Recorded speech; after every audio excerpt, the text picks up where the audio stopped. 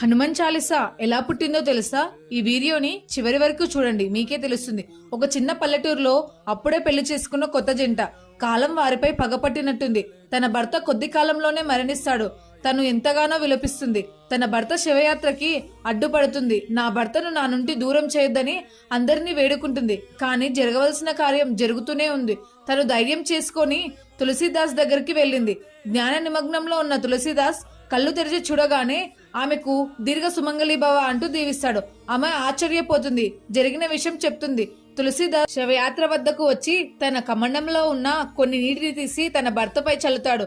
కొద్ది నిమిషాలకు తన భర్త లేచి నిల్చుంటాడు. అందరూ దాన్ని చూసి ఆశ్చర్యపోతారు. అందరూ తులసీదాస్ని మరియు శ్రీరాముని స్తుతిస్తారు. అందరూ రామభక్తులుగా మారిపోతారు.